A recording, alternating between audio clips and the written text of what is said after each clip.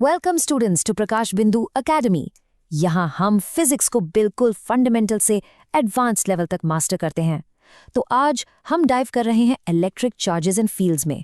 ये एक ऐसा चैप्टर है जो आपके नीट और जेई प्रेपरेशन की एकदम फाउंडेशन है। So let's begin. चलिए शुरू करते हैं एक बहुत ही सरप्राइजिंग फैक्ट से, जो अक्सर असर्शन रीजनिंग क्वेश्चंस में फंसा देता है। क्या आपको पता है कि जब आप किसी बॉडी को चार्ज करते हैं तो उसका मास एक्चुअली चेंज हो जाता है? हाँ, देखो, जब एक बॉडी नेगेटिवली चार्ज्ड होती है तो इसका मतलब उसने इलेक्ट्रॉन्स गेन किए हैं, तो उसका मास थोड़ा सा, जस्ट अ टाइनी बिट, बढ़ जाता है। और इसके ऑपोजिट, जब बॉडी पॉजिटिवली चार्ज्ड होती है तो वो इलेक्ट्रॉन्स लूज करती है, जिससे मास थोड़ा सा कम हो जाता है। Simple right? But it's a super crucial concept. तो सबसे पहले आइए आराम से समझते हैं कि ये इलेक्ट्रिक चार्ज आखिर है क्या। ये इस पूरे चैप्टर का हीरो है, राइट? सो चार्ज मैटर की वो फंडामेंटल प्रॉपर्टी है, वो बेसिक क्वालिटी है जिसके कारण वो एक इलेक्ट्रोमैग्नेटिक फील्ड में एक फोर्स एक्सपीरियंस करता है। सिंपल शब्दों में कहें तो चार्ज ही वो वजह है जिससे चीजें एक दूसरे को इलेक्ट्रिकली अट्रैक्ट या रिपेल करती हैं। It's the whole deal. Okay, so charge के कुछ फंडामेंटल रूल्स है जो हमेशा and I mean always follow होते हैं। पहला है क्वांटाइजेशन। इसका मतलब है कि चार्ज हमेशा ई यानी एक इलेक्ट्रॉन के चार्ज का होल नंबर मल्टीपल ही हो सकता है। ये पैकेट्स में आता है। फिर है कॉन्जर्वेशन, जिसके अकॉर्डिंग चार्ज को ना बनाया जा सकता है ना मिटाया। It can only be transferred from one body to another. और आखिर में है एडिटिविटी, मतलब अगर किसी सिस्टम का टोटल चार्ज निकालना है तो हम सिंपली सभी चार्जेस को उनके साइन के साथ जोड़ देते हैं। Easy PG. अब द बिग क्वेश्चन इज, दो चार्जेस एक दूसरे पर आखिर कितना फोर्स लगाते हैं? इसका जवाब देता है हमारा पावरफुल टूल कूलम्स लॉ। ये लॉ कहता है कि दो पॉइंट चार्जेस के बीच का फोर्स उनके मैग्नीट्यूड के प्रोडक्ट के डायरेक्टली प्रोपोर्शनल है और उनके बीच के डिस्टेंस के स्क्वायर के इनवर्सली प्रोपोर्शनल है। Sounds familiar? हाँ, ये बिल्कुल न्यूटन के ग्रेविटेशनल लॉ जैसा है। सी, फिजिक्स इज कनेक्टेड। ठीक है, अब हमने फोर्स तो समझ लिया है। Let's move on. एक चार्ज अपने आसपास एक रीजन ऑफ इन्फ्लुएंस कैसे बनाता है? ये इन्फ्लुएंस का जो एरिया है ना, इसी को हम इलेक्ट्रिक फील्ड कहते हैं। Let's explore this. अब देखो, फील्ड का कॉन्सेप्ट थोड़ा सा एब्स्ट्रैक्ट लग सकता है, तो इसको आसान बनाने के लिए let's use N analogy with gravity. जैसे अर्थ अपने आसपास एक ग्रेविटेशनल फील्ड बनाती है, राइट? और उस फील्ड में कोई भी मास, जैसे एक एप्पल, एक फोर्स फील करता है। बिल्कुल एग्जैक्टली वैसे ही एक सोर्स चार्ज अपने आसपास एक इलेक्ट्रिक फील्ड बनाता है और उस फील्ड में कोई दूसरा चार्ज फोर्स एक्सपीरियंस करता है। और ये है इलेक्ट्रिक फील्ड इंटेंसिटी की फॉर्मल डेफिनेशन। ये न्यूमेरिकल सॉल्व करने के लिए बहुत बहुत ज़रूरी है। बेसिकली किसी भी पॉइंट पर इलेक्ट्रिक फील्ड की स्ट्रेंथ वहाँ रखे एक यूनिट पॉजिटिव टेस्ट चार्ज पर लगने वाली फोर्स के बराबर होती है। इस डेफिनेशन में a unit positive test charge सबसे इम्पॉर्टेंट पार्ट है। इसे हमेशा हमेशा याद रखें। It's our standard measuring stick. तो इलेक्ट्रिक फील्ड को विजुअलाइज करने के लिए हम कुछ इमेजिनरी लाइन्स यूज करते हैं, जिनके कुछ सिंपल से रूल्स हैं।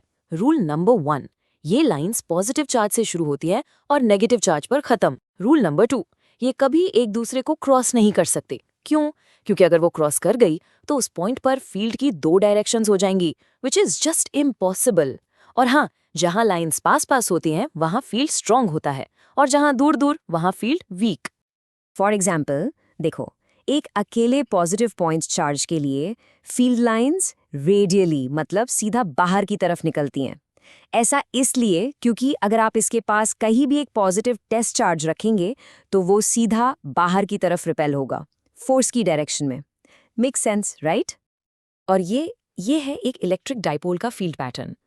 This is a very very important configuration for your exams. यहाँ फील्ड लाइंस पॉजिटिव चार्ज से निकलकर नेगेटिव चार्ज पर आकर एंड हो जाती हैं और एक बहुत ही सुंदर कर्व्ड पैटर्न बनाती हैं। ओके, सो जब चार्ज डिस्ट्रीब्यूशन थोड़ा कॉम्प्लेक्स हो जाता है, मेसी हो जाता है, तो कूलम्स लॉ से फील्ड निकालना बहुत मुश्किल हो जाता है। और यहाँ काम आता है हमारा स्मार्ट टूल गॉसेस लॉ। तो प्रॉब्लम ये है, व्हाट इफ आपके पास एक सिंपल सा पॉइंट चार्ज ना हो? व्हाट इफ आपके पास एक पूरी चार्ज वायर हो या एक बहुत बड़ी चार्ज शीट हो? अब आप इलेक्ट्रिक फील्ड कैसे निकालेंगे? हर छोटे से चार्ज एलिमेंट को इंटीग्रेट करना, well that's a lot of work. इसका आसान सोल्यूशन है गॉसेस लॉ। ये 5 स्टेप फ्रेमवर्क आपको गॉस लॉ से जुड़ी कोई भी प्रॉब्लम सॉल्व करने में हेल्प करेगा। It's like a recipe. Step 1, charge distribution की सिमेट्री पहचानिए। स्टेप 2, उसके हिसाब से एक इमेजिनरी गॉसियन सरफेस चूज कीजिए। स्टेप 3, उस सरफेस के अंदर का टोटल चार्ज यानी Q इंक्लूज्ड निकालिए। स्टेप 4, गॉस लॉ अप्लाई कीजिए। And finally step 5, electric field E के लिए सॉल्व कर लीजिए। Trust me, this is a very powerful technique. और ये हैं कुछ हाई यील्ड रिजल्ट्स जो आपको एग्जाम्स के लिए डायरेक्टली याद रखने हैं। एक इन्फिनिट वायर का फील्ड डिस्टेंस के साथ 1/r से घटता है। और सरप्राइजिंग बात यह है कि एक इन्फिनिट शीट का फील्ड कांस्टेंट होता है। ये डिस्टेंस पर डिपेंड ही नहीं करता। How cool is that? और सबसे इंपॉर्टेंट, एक कंडक्टिंग शेल के अंदर इलेक्ट्रिक फील्ड हमेशा ऑलवेज 0 होता है। चलिए अब थोड़ा गियर शिफ्ट करते हैं। कॉन्सेप्ट समझना एक बात है, लेकिन एग्जाम में स्कोर करना दैट्स अ डिफरेंट गेम। अब हम फोकस करेंगे स्ट्रैटेजी पर कि इस नॉलेज को मार्क्स में कैसे कन्वर्ट करें। देखो, नीट और जेई दोनों ही एग्जाम्स में इस चैप्टर से यूजुअली 4 से 8 मार्क्स के सवाल आते हैं। इसका मतलब है 1 या 2 क्वेश्चंस तो पक्के हैं। ये एक ऐसी स्कोरिंग अपॉर्चुनिटी है जिसे हम बिल्कुल भी मिस नहीं कर सकते। ये सबसे कॉमन ट्रैप है जहां स्टूडेंट्स मार्क्स खो देते हैं। प्लीज याद रखिए, इलेक्ट्रिक फील्ड एक वेक्टर क्वांटिटी है। It has direction. अगर आपको 2 फील्ड्स E1 और E2 को ऐड करना है तो आप उन्हें सीधा 2+3 की तरह नहीं जोड़ सकते। नो, आपको उनका वेक्टर सम निकालना होगा, जिसमें डायरेक्शन का ध्यान रखना बहुत बहुत ज़रूरी है। नेगेटिव मार्किंग का एक और बड़ा रीजन है डायरेक्शन की गलती, specially for negative charges. Simple rule, अगर इलेक्ट्रिक फील्ड राइट साइड में है तो पॉजिटिव चार्ज पर फोर्स फील्ड की डायरेक्शन में यानी राइट में लगेगा, लेकिन एक नेगेटिव चार्ज पर फोर्स फील्ड के ऑपोजिट यानी लेफ्ट साइड में लगेगा। Positive charges go with the flow, negative charges go against it. इसको हमेशा याद रखें। Oh, this is a deep conceptual confusion. बहुत स्टूडेंट्स सोचते हैं कि charge particle electric field line के पाथ को फॉलो करेगा, but that's not true. Field line उस पॉइंट पर फोर्स की डायरेक्शन बताती है, और F = ma के हिसाब से फोर्स से एक्सेलरेशन मिलता है, वेलोसिटी नहीं। इसीलिए अगर फील्ड लाइन कर्व्ड है तो पार्टिकल का पाथ अलग हो सकता है, जैसे कि पैराबोलिक।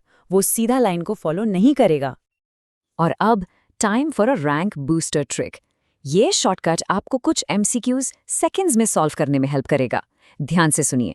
अगर एक रेगुलर पॉलीगॉन, जैसे कि एक स्क्वायर या इक्विलैटरल ट्रायंगल के सभी कॉर्नर्स पर एक जैसे आइडेंटिकल चार्जेस रखे हैं, तो उसके सेंटर पर नेट इलेक्ट्रिक फील्ड हमेशा 0 होगा। No calculation needed, just look for the symmetry and you're done. तो इस पूरे चैप्टर से अगर आपको सिर्फ 3 चीजें याद रखनी है तो वो ये हैं। नंबर 1, फोर्सेस और फील्ड्स वेक्टर्स हैं, इसलिए direction is everything. Number 2, electric field E = F/Q space में चार्ज का इन्फ्लुएंस है। एंड नंबर 3, जहां भी सिमेट्री दिखे वहां कूलम्स लॉ को भूल जाओ, सीधा गॉसेस लॉ यूज करो। इस सेशन को आपके लिए एक सवाल के साथ एंड करते हैं। इन कॉन्सेप्ट्स और स्ट्रैटेजीज को सीखने के बाद आपका अगला कदम क्या होगा? अब आपकी बारी है। खूब प्रैक्टिस कीजिए, PYQ सॉल्व कीजिए, एंड आई प्रॉमिस यू आप जरूर सफल होंगे। All the very best.